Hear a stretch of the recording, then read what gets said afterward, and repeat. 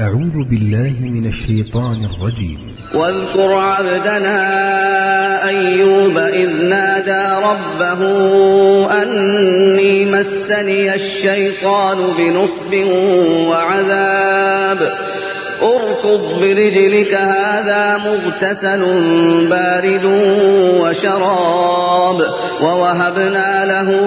أهله ومثلهم معهم رحمة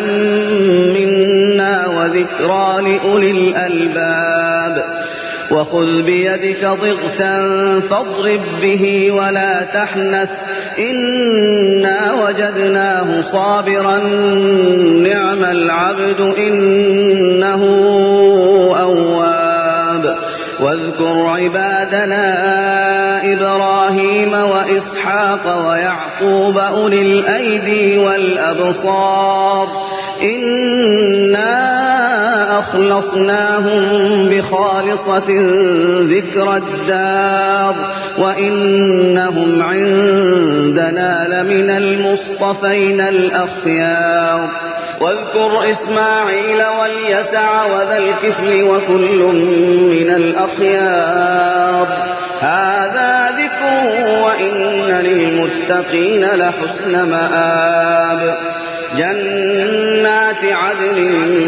مفتحة لهم الأبواب متكئين فيها يدعون فيها بفاكهة كثيرة وشراب وعندهم قاصرات الطرف أتراب هذا ما توعدون ليوم الحساب إن هذا لرزقنا ما له من نفاد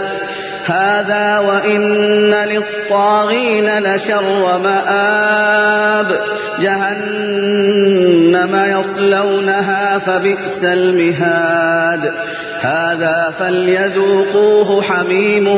وغساق وآخر من شكله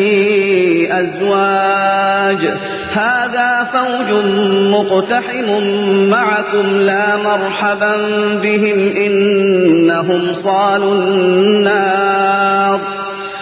قالوا بل أنتم لا مرحبا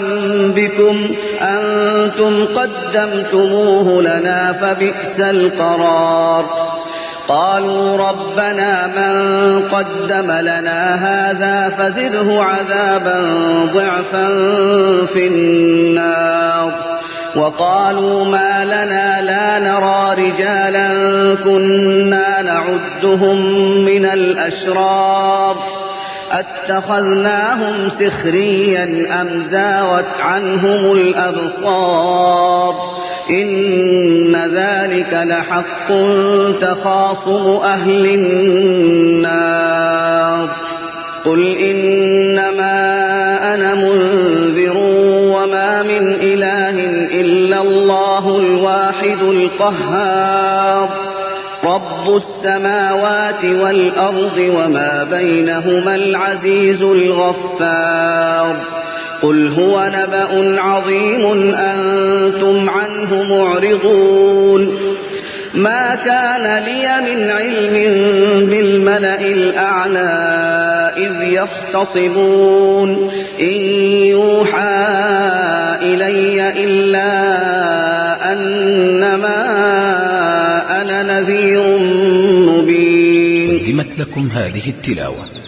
من فريق جوال الخير.